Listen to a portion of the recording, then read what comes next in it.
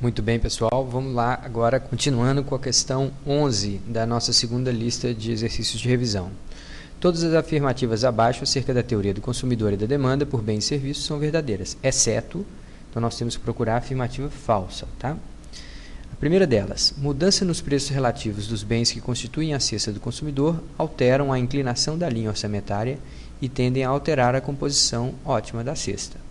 Essa afirmativa está correta, porque se a gente lembrar que ao registrar num diagrama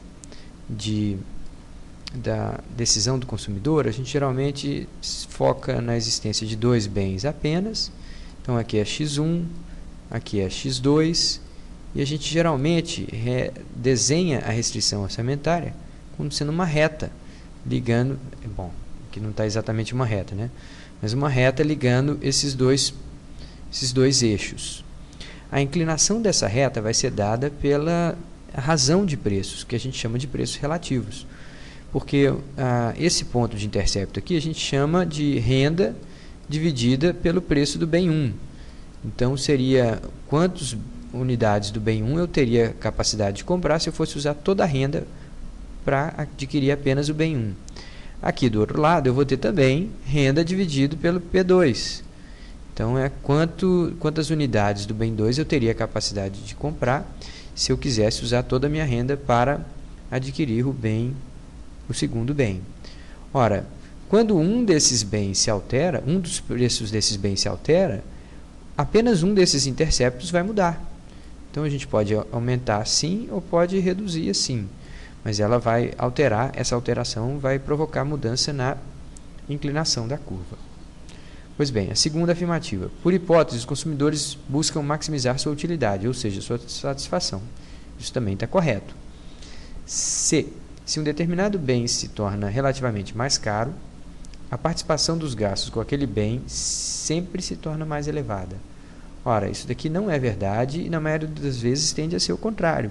Os bens que se tornam mais caros a gente tende a substituir por bens mais baratos. Então, se o feijão preto ficou muito caro, a gente compra feijão carioquinha, o feijão mulato, e assim vai. Então, a tendência é que a gente reduza a participação dos bens que ficam mais caros na nossa cesta. Então, essa é a afirmativa incorreta. Isso é uma tendência, viu, gente? Essa letra C aqui, eu estou falando, a tendência é que as pessoas fujam dos bens mais caros. E D, uma curva de indiferença expressa combinações distintas de bens que proporcionam o mesmo nível de satisfação do consumidor. Isso é a própria definição de uma curva de indiferença que vai nos auxiliar a identificar o ponto ótimo desse consumidor. Essa também é a afirmativa verdadeira, portanto, a afirmativa falsa é C. Tá? Na questão 12, Exame Nacional de Curso de 2001. Em contabilidade nacional, para se obter a renda nacional, basta subtrair a depreciação do... Bom, antes de tudo, deixa eu dizer que esse é o tipo de questão que eu não gostaria de colocar em nenhuma prova minha, porque ela é muito de memorização, é decoreba, e isso não me agrada. Mas, enfim, vamos responder a questão, tá? Para fazê-lo, vamos voltar lá nas nossas fichas de aula, em que a gente se lembra um pouquinho das definições. Aqui a gente tinha variações do conceito do PIB, saindo do Produto Nacional Bruto e chegando até a renda nacional. Ora, perceba que nessa trajetória entre o Produto Nacional Bruto e a renda nacional, a gente deduziu duas coisas. Primeiro, a gente deduziu as despesas com depreciação, depois a gente deduziu os impostos indiretos e incluiu os subsídios. Nessa primeira parte, a gente retirou o efeito dos gastos que são feitos para reposição de material desgastado ou para manutenção das máquinas e equipamentos da economia. E na segunda parte, a gente tentou eliminar o efeito do governo, o efeito que o governo tem de distorcer os preços relativos, através da imposição de impostos indiretos ou da oferta, né, de subsídios para estimular este ou aquele setor. Pois bem, a gente poderia fazer essa mesma trajetória, só que invertendo a ordem. Em vez de deduzir primeiro a depreciação e depois os efeitos do governo de impostos indiretos e subsídios, a gente poderia primeiro começar deduzindo impostos indiretos e subsídios. Então, se a gente fizesse essa alteração a partir do Produto Nacional Bruto, deduzindo impostos indiretos e subsídios, a gente passaria para o conceito de produto nacional bruto a custos de fatores. Então, se do produto nacional bruto a custos de fatores a gente retirasse a depreciação, a gente chegaria à renda nacional. Então, aqui, voltando lá na nossa questão, a gente tem que produto nacional bruto a custos de fatores se a gente subtrair a depreciação dela. Então, a resposta é letra D. Questão 13.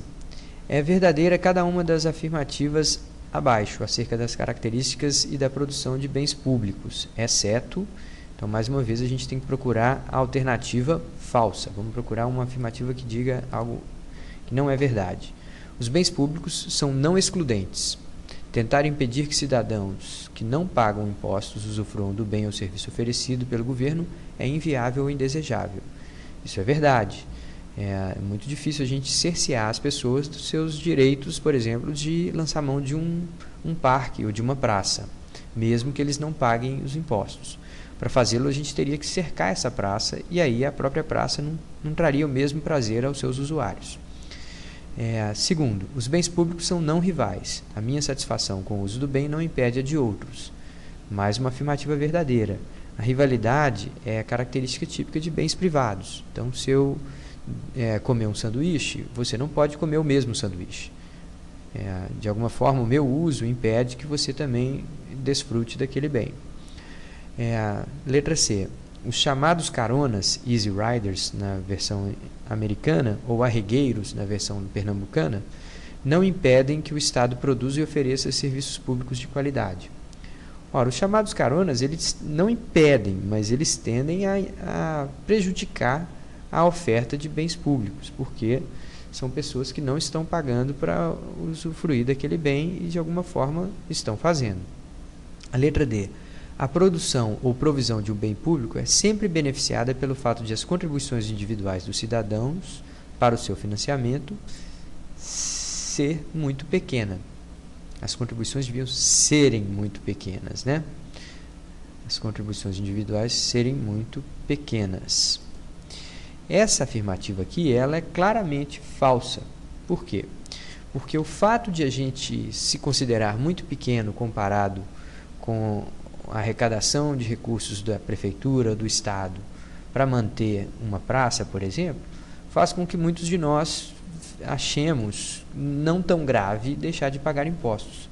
Então, o efeito de a gente ser muito pequeno, de alguma forma, prejudica o Estado. Então, essa é uma afirmativa falsa, tá? Essa outra aqui poderia ser questionada, mas ela, na verdade, ela não está completamente errada. Ela prejudica, né, a existência dos easy riders prejudica, mas não impede. Então ela é verdadeira. A falsa, única, verdadeiramente, completamente falsa é a alternativa D.